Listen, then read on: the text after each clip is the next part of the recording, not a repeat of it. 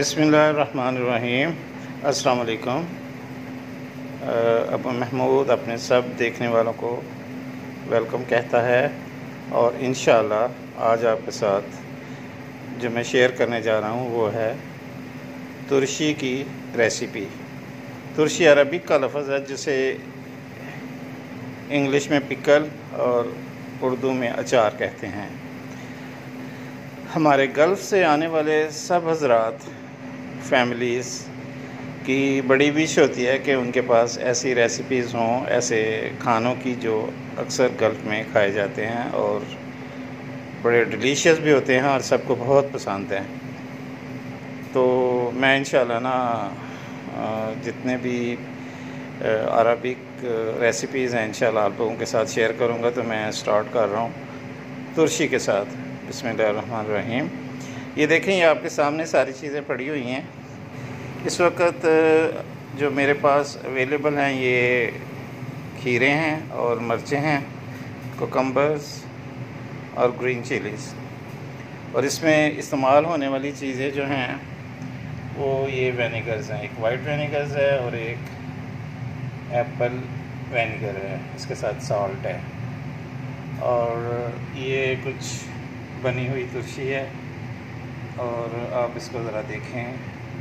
Looks very beautiful and very tasty, बहुत मज़ेदार, क्योंकि इसको बड़े साफ़ सुथरे तरीके से प्रोसेस किया है। और इसके साथ ये बर्तन आपको चाहिए, एक पैन चाहिए और उसके अंदर ये स्ट्रेनर टाइप की जो है ना ये चीज़ है। तो इसको हम यूज़ करेंगे और इंशाल्लाह आपके साथ शेयर करता जाऊँगा।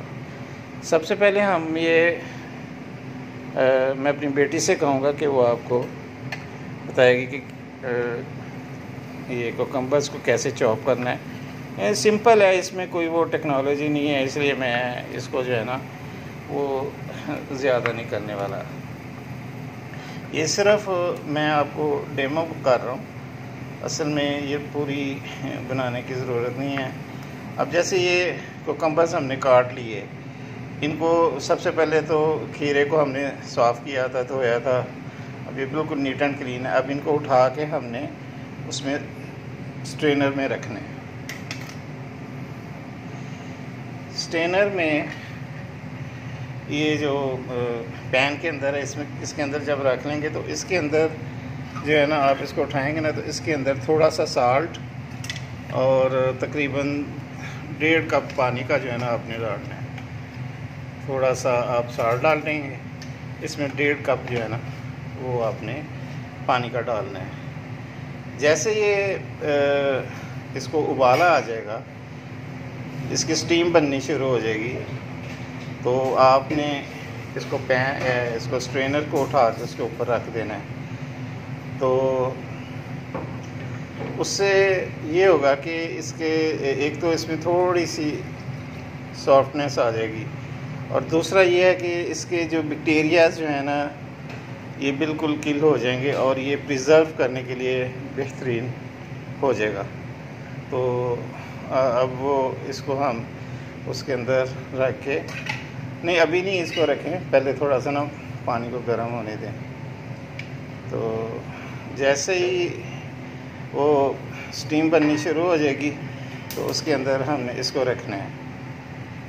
तो ये रख दिया।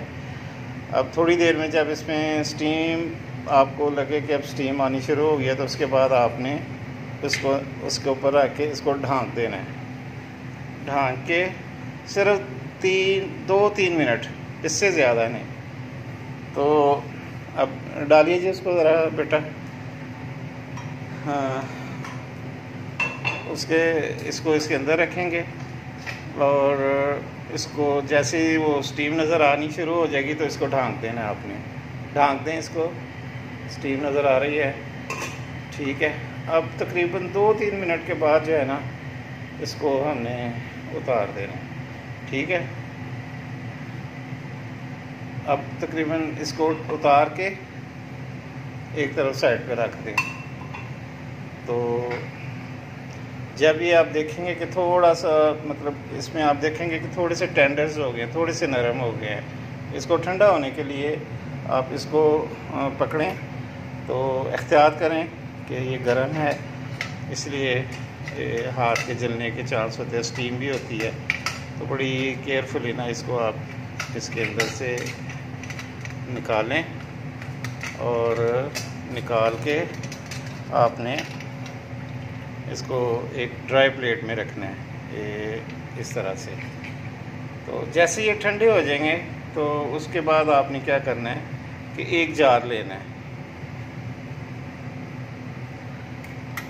तो ये जो खाली जार है इसको आपने अच्छी तरह से साफ़ करना है और लास्ट पे जाकर इसमें थोड़ा सा विनेगर डालें और विनेगर डालने के बाद टिश्यू के साथ इसको अच्छी तरह साफ़ करें और इसका जो ढक्कन है उसको भी अच्छी तरह से साफ़ करें ताकि इसमें कोई किसी किस्म के बैक्टीरियाज़ वगैरह ना रहें। तो जब ये आप सब कुछ कर लें और तब तक आपका ये जो तुरशी जो है जो आपने बनाई है ये ठंडी हो गई है।